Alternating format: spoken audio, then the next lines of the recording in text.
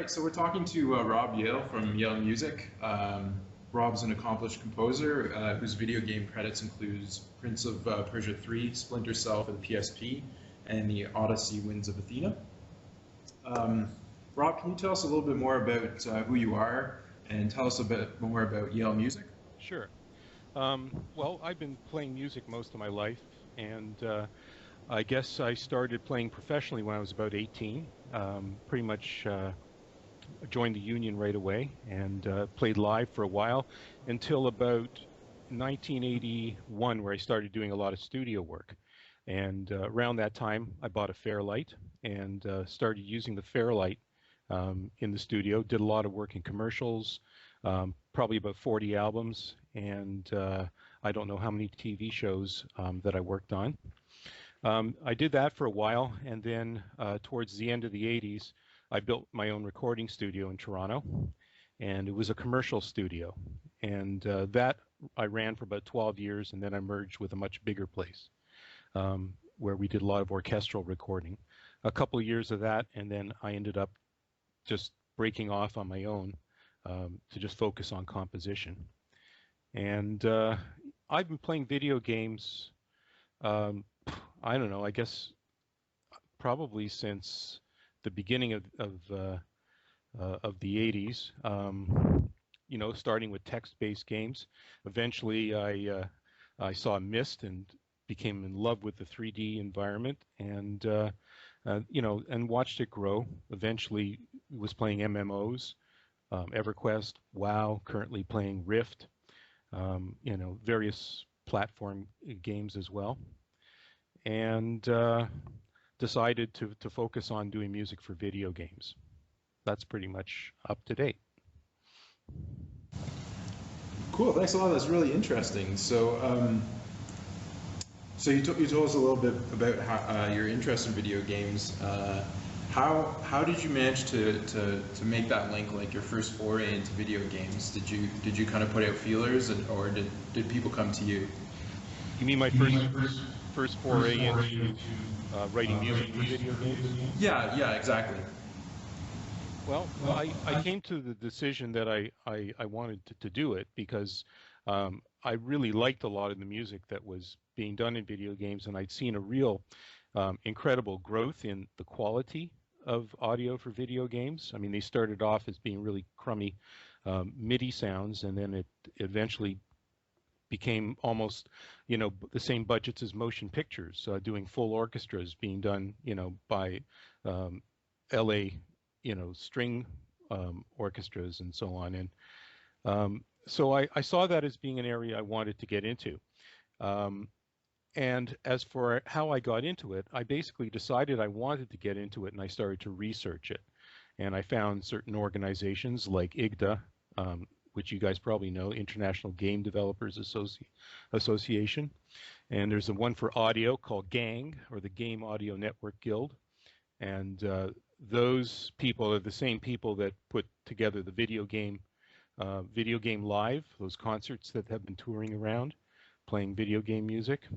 And so there's lots of information available from them. And then I went to the GDC, the Game Developer Conference. And that's a great thing to do for a person like me who's a musician, who's looking to meet developers, or for people like you who are, you know, technical guys, you know, looking for gigs with some of the developers. They're all there, and they have like a job fair. So it's a great place to make contacts. Anyway, that's kind of how it started for me. And also, I put up an ad in Gama Sutra, which you probably saw. And that has actually gotten me a fair amount of work. That's fantastic, Rob. Thanks a lot. Most of us here, well, I can't speak for everybody, but I think most of us here are computer scientists or software engineers. And most of the people that we've talked to in the club have been developers of games. So we were really excited to talk to you because you're working on the musical aspect of it.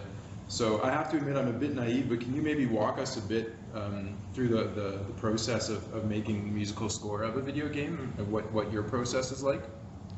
Well, my focus has been in mobile games, and typically what happens is the developer provides me with some artwork. Um, See, the difference between writing music for a game and writing music for a film is linear, and you can actually write to the images that are happening, whereas a game, you have no idea what the player is going to do. So the music has to be more capable of adapting to different types of situations, and you have to consider the gameplay. You have to consider that there's a person who's actually involved in this as opposed to somebody sitting back and being entertained, like people watching a movie. So the process is to look at the pictures and to try and get an image in your mind, plus the descriptions that the developer gives you of what they're thinking of, and you try to get as much information as you possibly can, and then you have an empty sheet of paper, and you just go and you try and think of something to put on it. Awesome.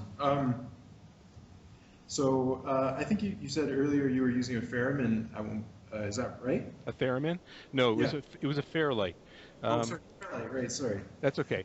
The Can you tell us a Fairlight. little bit more about the tools you use when you're creating your game music? What do I use now? Yeah. Right now, I'm using Cubase. I'm using Cubase as my sequencer. I also use Ableton Live somewhat, and sometimes I use Reason Record. It really depends on the kind of music I'm going to be writing. If it's more of a dance kind of thing, then Reason is actually really good for that. But if it's something that might be, might have like a real arrangement to it, then Cubase is great. So as far as my hardware goes, what I have is a Dell Precision workstation with a pair of Xeons, pair of quad-core Xeons, 16 gig of RAM. We're using Quadro video cards. I think they're 3800s. Let's see. That's pretty much the size of it, of what I'm using. Plus a lot of other software instruments like Contact, which is a software-based sampler and sample playback thing. I don't know if you guys if you're at all familiar with any of that kind of world. I know we probably know some of the software packages. Like Cubase is familiar. That's a pretty high-end machine, though. I don't think we have that kind of workhorse available. Got a bunch of students in the crowd. Well, actually, we have 4 of those machines here, and 3 of them are dedicated to animation, and another one is mine is dedicated to music. But the beauty of it is they're all the same. So if one of the machines goes down, it's just a matter of popping the hard drive out and slipping it into another machine. This laptop I'm talking to you is a mobile Precision. It's the M6600. Huh. And are you working out of a studio, Rob, or is everything done at home? The downstairs, the basement of my home has been converted into a studio, so I don't have to go very far to work. That sounds common for sound setups. You'll often hear that these elaborate and intricate sound systems will be in somebody's basement, and you just never know walking by this house in this suburban area. It's got a killer setup in the basement. That's right, and it started in Los Angeles too. Like a lot of the big major recording studios found they were getting some very hot competition from people running project studios out of their house. Wow. How has that changed recently? Because I remember a decade ago being in a university band producing music that was mediocre and being so excited about having a 4-track available. We had our little 4-track recorder. Just a few years later, we upgraded to a computer with Cubase, and a few years later, people are doing entire albums that sound like they came out of a studio in their basement. I mean, it seems like it's really ramped up fast. It has. It's ramped up extremely fast. To give you an idea of it, back when I had my studio, we used a Sony 48-track digital tape machine. So that was that's actually a digital recorder, and that was the state of the art at that time. That machine cost $250,000. Wow. Now, or actually when the machine was sold, it sold for less than $5,000. So you can get a sense of the kind of impact that things like Pro Tools have had on you know, the traditional kind of recording studio. Our studio in Toronto, McClear Digital, um, it we converted every one of the rooms to Pro Tools rooms because it made a lot of sense to have the rooms all compatible with each other. I mean, I had my Fairlight, which I moved from my studio, which was a great thing to work with, but it just was kind of the odd man out. Right. Wow. Rob, you mentioned like you said earlier, you're located in Toronto. Do you typically work with Canadian companies, or are you typically working with game companies all across the world? It's funny you should mention that. I just finished doing a game with a company in Romania. Wow. They, like you, found my ad in Gamasutra, and they hired me to do this game. It recently came out on iPad, Android, and that sort of stuff. It's called Muffin Night, and it's a platformer. And it's actually it's actually amazing that I can work with some guys in Romania and deliver things to them. And the other beautiful thing was that when I invoiced them, I emailed an invoice and they paid me by PayPal. I didn't have to wait for it. That's amazing. And they're in Romania. I mean, and you know, anyway, I've had to wait longer for money in the past. Right. So you're working with companies all over the world essentially. So it doesn't really matter where you're located these days. Well, there's a caveat to that. It does matter where you're located. Getting work is obviously easier if you're located in a place like Los Angeles or New York, or, you know, depending on the kind of work that you're doing. It helps if you can actually take a meeting with people, you know, face to face. But having said that, actually doing the work is really, you don't have to be in the same room as them, and it's quite easy to do, painless. So is there a question? Oh, yeah. Can you hear me? I can. Okay, I guess I potentially have a two-part question, depending on what your answer to the first part is. And that is, what job does music do in video game? Like, what problem did the developers have? And they said, you know what tool would be great for this? A music soundtrack. Okay. Well, the answer to that is probably very similar to the answer to the question of why do they have music in films or television shows? Why do they have underscoring? And the easiest way to get the answer to that is to watch a movie without the music. Just listening to the dialogue and sound effects or whatever, but with the music removed. And then listen to it with the music in. What the music tends to do, I guess it's because we're kind of trained to listen to music in films in that way, is it adds atmosphere. And when the director is trying to get you to pay attention to a certain thing, he can use the music to illustrate or cause your attention to go in different places. And that's what music does in films. In games, on the other hand, it's kind of different, and it's still very new. There are all kinds of things have been tried, like adaptive tracks, like music tracks where the music actually morphs and may not play the same way twice, based on what the player is doing. But you know, typically what happens is you have a piece of music that's looping underneath the player, and depending on where the player is moving in the game, that may trigger another piece of music. And hopefully what it's doing is it's adding emotion and excitement if excitement is what's needed, or, you know, calmness if calmness is what is needed. Is there a follow-up? Sorry. Yeah, it was actually.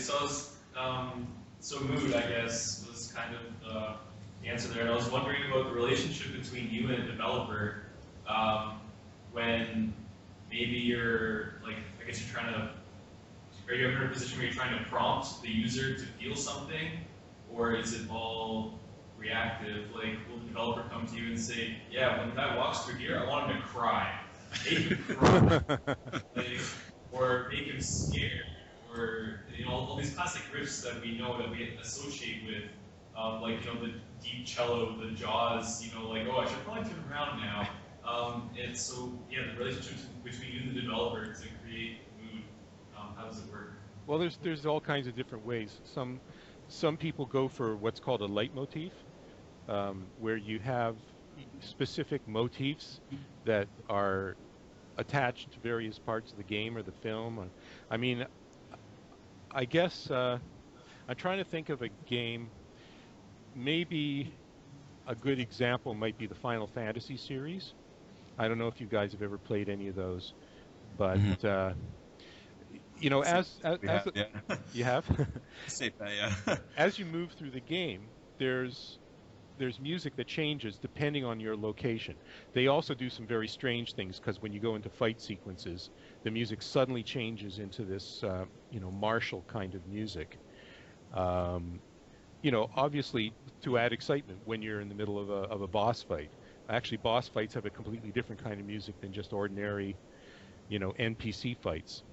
But I don't think it's quite as Machiavellian as saying, I want the guy to, you know, to feel a specific thing. It's more like you're creating challenges for the person. You really don't know how they're going to react to it.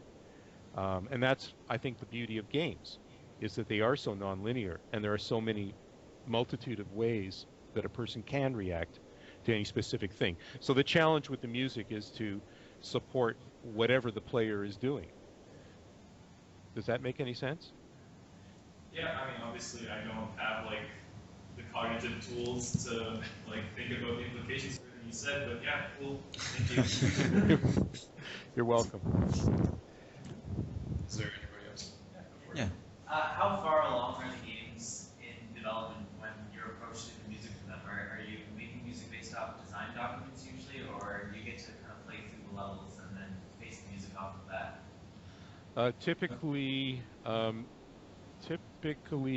you will get design documents maybe anyway, you know, just so that you can get more of a sense of what the developers are thinking, because I guess they want to focus you in what the idea of the game is.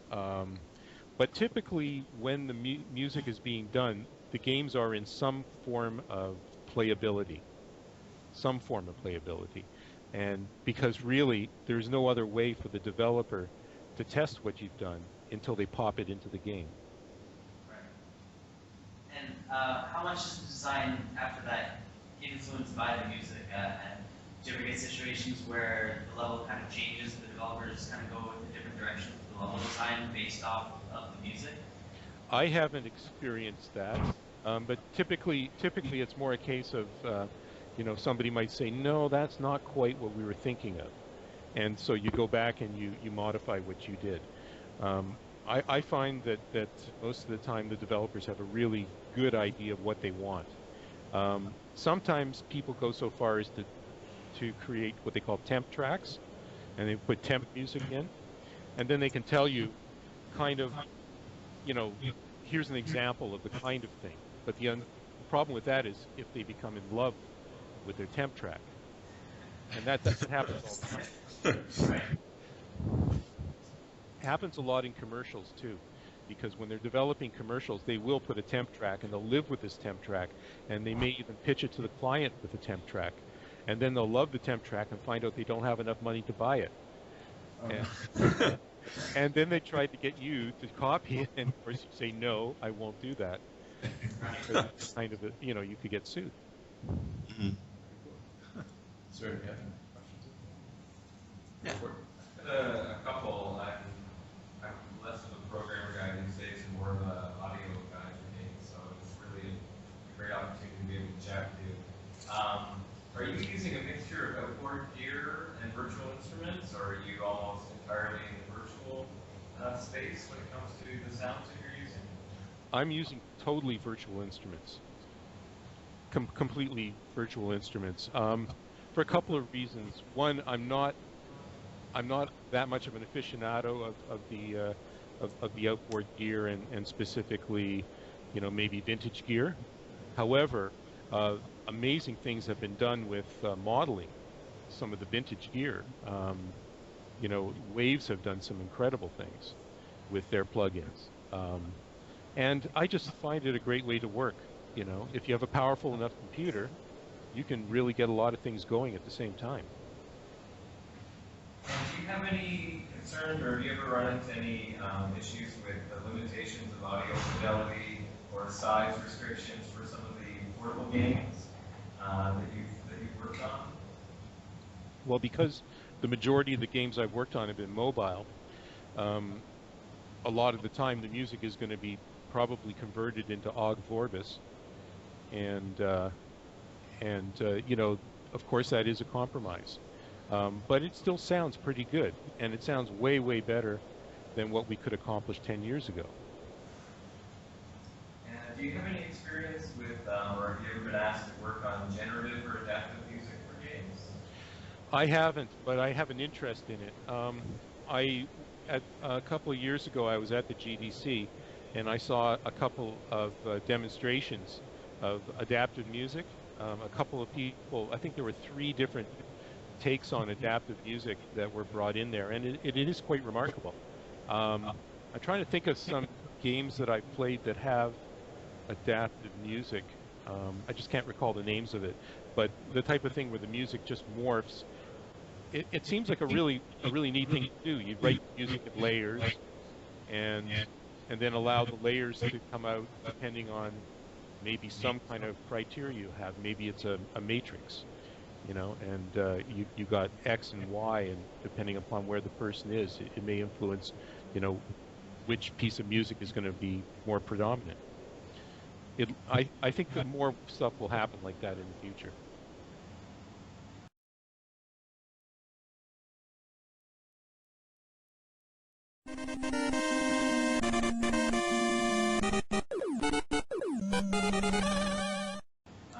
Which game composers or specific game soundtracks have inspired you or continue to inspire you? Okay, well, the game I'm playing right now, Rift, the composer is a guy named Enon Zur, and I really like the score that he's done for that. The scores for World of Warcraft, the composers have changed over the years. I've met some of the guys who worked on that. Most of that music is pretty good. And it's gotten better, I think. Some of the more recent stuff. Also Halo, Marty O'Donnell.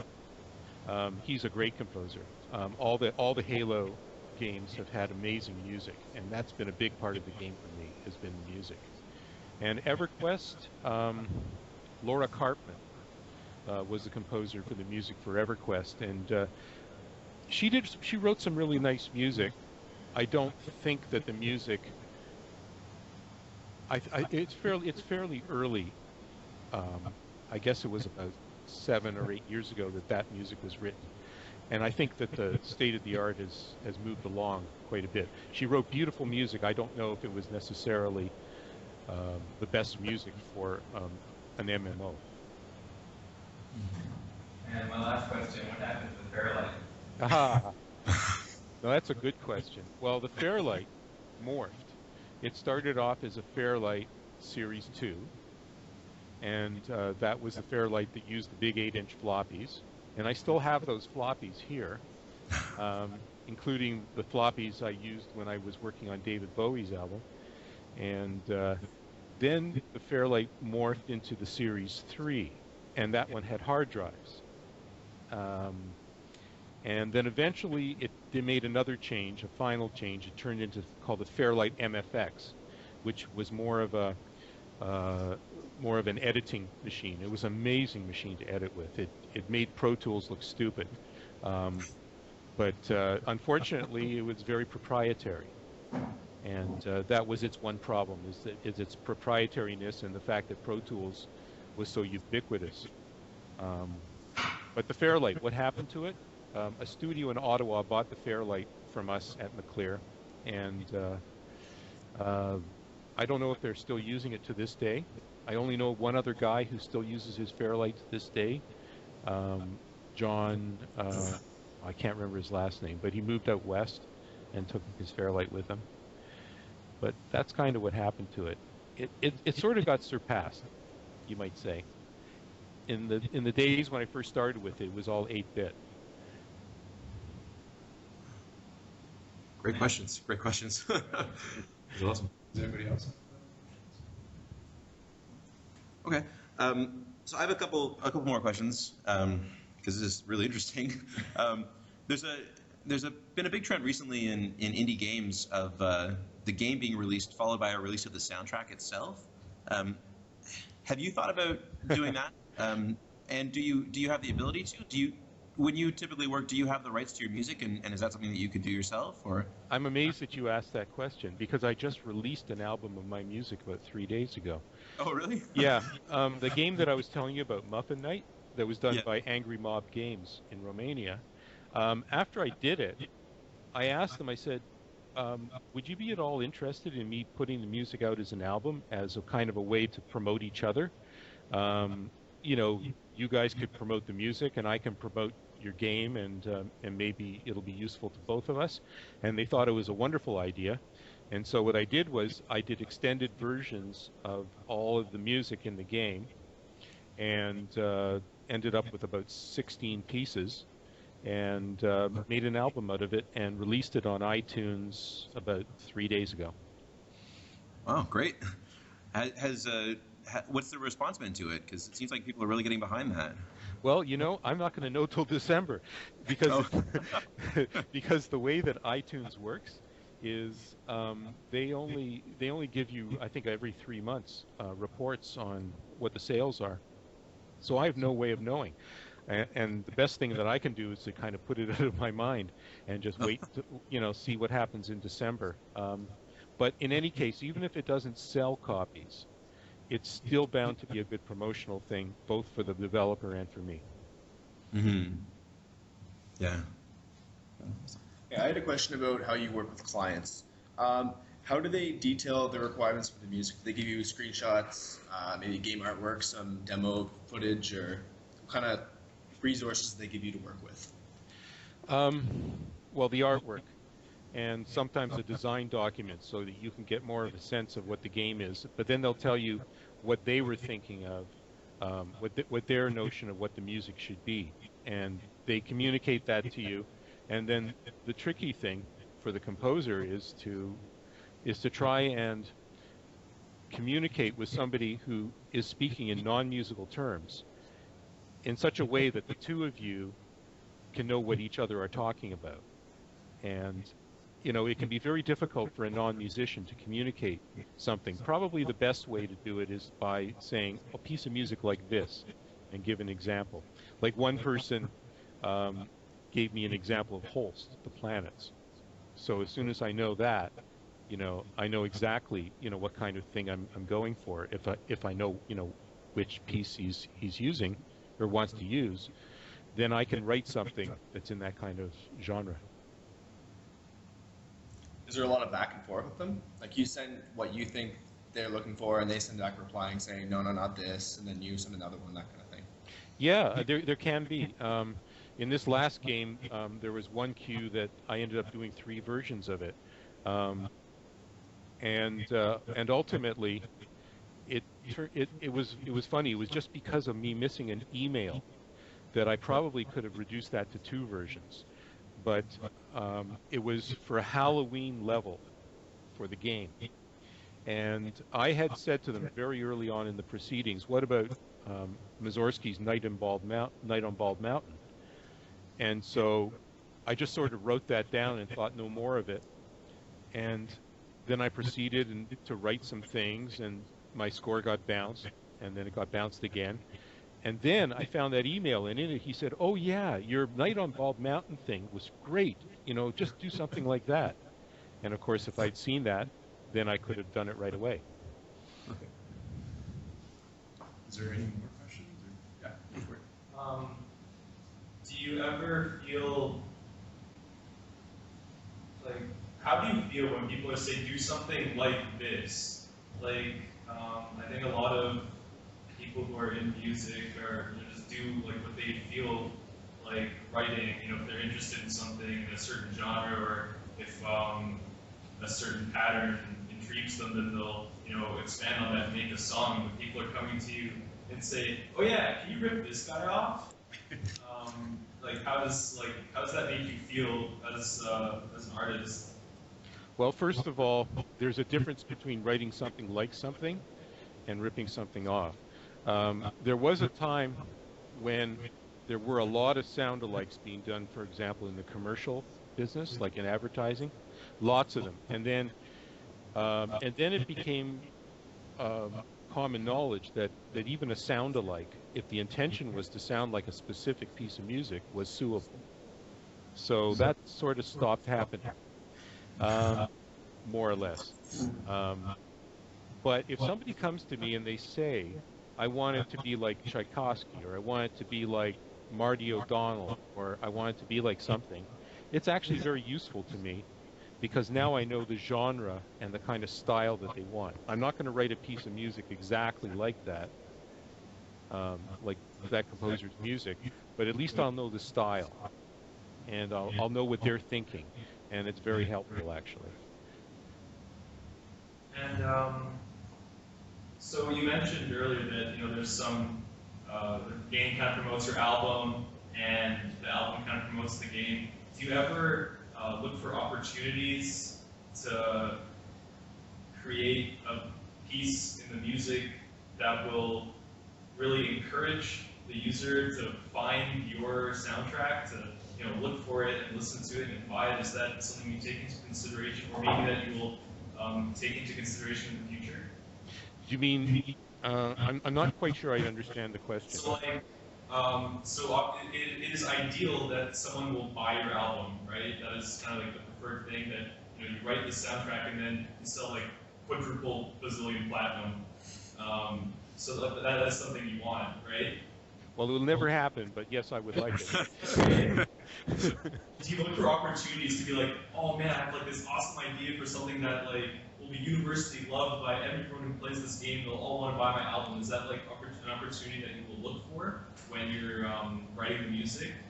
Well, sure. Something like that, I would definitely look for. You mean like if I'm writing the music for something that I was hired for, and then to be thinking in terms of maybe using that to do an album in the future? Something similar, yeah. Or are you thinking like writing a piece of music that could be used for a game, and maybe trying to find somebody, to work creatively with? I suppose it could work both ways. That would be an interesting project, actually, to design a game around a piece of music. I guess for now it works the other way around. I can talk about that if you want. That's cool. Well, an interesting thing, I don't know if you've seen the movie Magnolia. Maybe not. Well, the movie was written around Amy Mann's music. Actually, every scene in the movie was built around a particular song of hers, which is a very interesting way to do a movie. Have you thought about that? Like, I don't know, like, you're obviously big into composing, but have you, like, woken up in the middle of the night and be like, man, I have so many cool ideas, can someone just, like, make a game out of this? Is that something that happens to you when you're eating cereal or whatever? Well, the funny thing is, when you write something, you're in love with whatever it is you write, as you write it, and then when a piece of music gets bounced, you don't stop loving that piece of music. So you end up with a kind of a collection of all these things that nobody has wanted, but you still really like them a lot. Otherwise, you probably wouldn't have written them in the first place. Is that kind of what you're talking about? Yeah, I don't know. I'm just busy being interested. I'm not telling you. I have kind of a related question to the first part of that. So, Rob, there was a big lawsuit against Electronic Arts, a big video game company who I'm sure you know, a few years back. I think it was 05 or 06, and it was called the EA spouse lawsuit. And I've harped on it here to people in the club a few times because that was when I happened to work there. But the crux of the argument that EA made, they were sued because they weren't paying overtime. The notorious games crunch time was in effect. And what EA said was that our engineers, and additionally to a large extent our producers and our artists, are are, well, they didn't use this term, but they're effectively the cogs in a machine, and they don't have creative input on the game. We ask them to do something, and they produce the game that we ask them to do. Have you ever found that in music?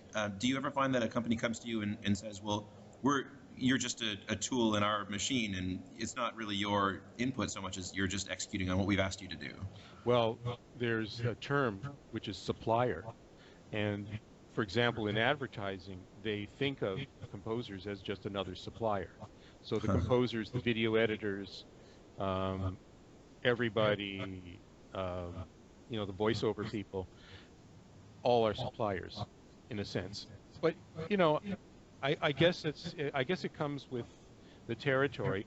If what you're doing is you're creating this very large project and you got to coordinate all these people, you got your animators, you got your programmers, your texture guys, and then you got your composer. So I can see how they could fall into that kind of mindset of thinking that people are just cogs in the machine.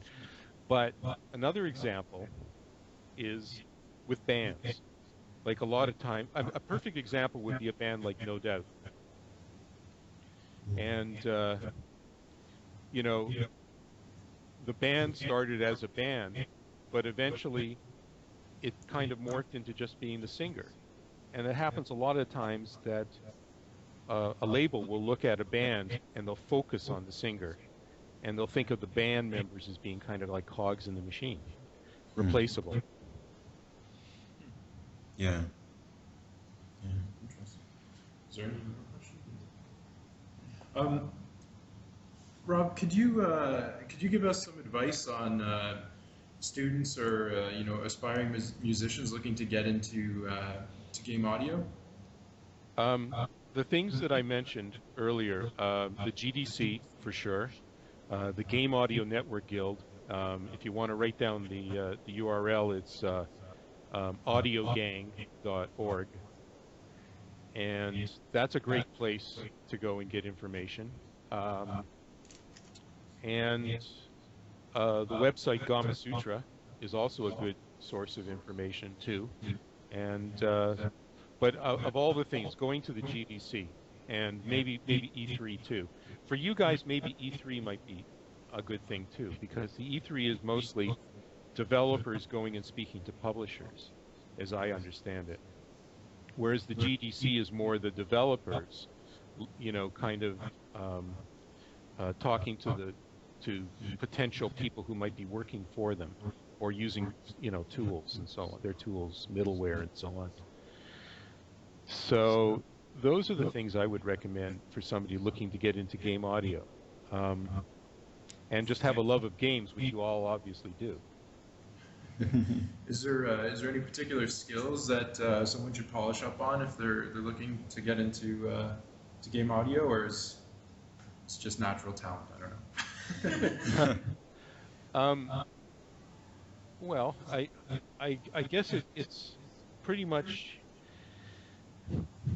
the typical musical education that a person can get in composition would probably prepare you for the kinds of things you would have to do in game audio.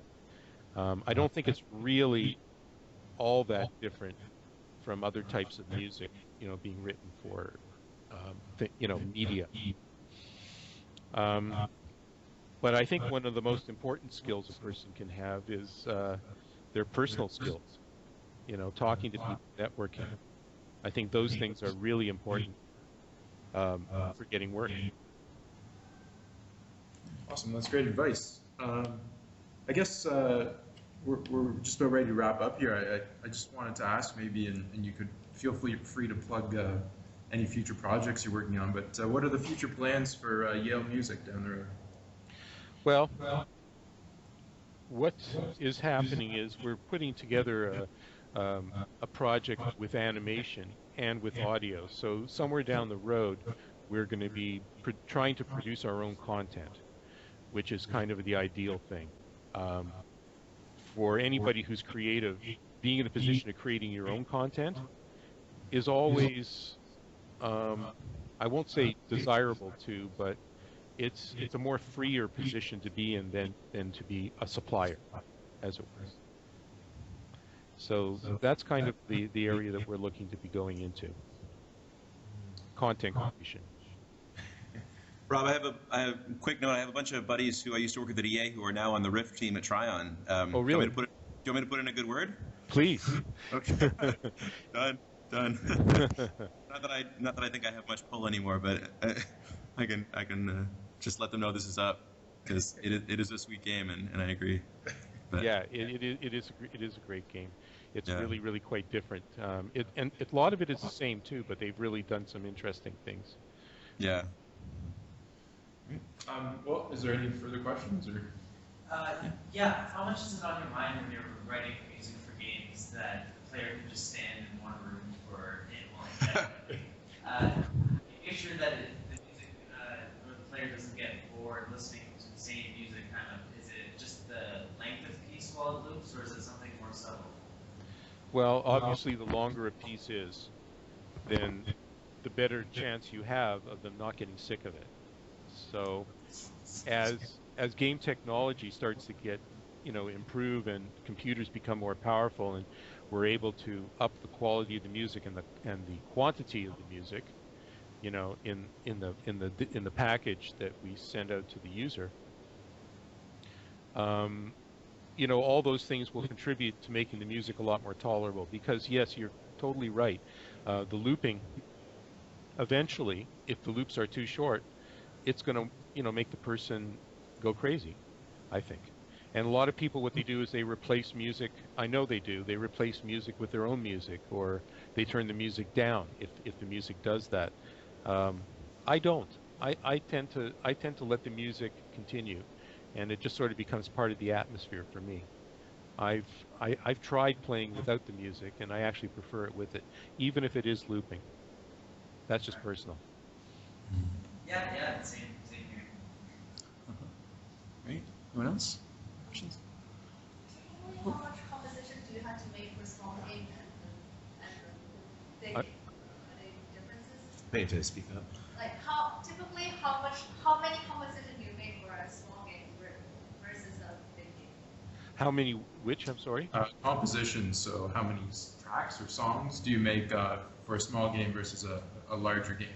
Well, for a mobile game, it can be as small as one piece of music per level.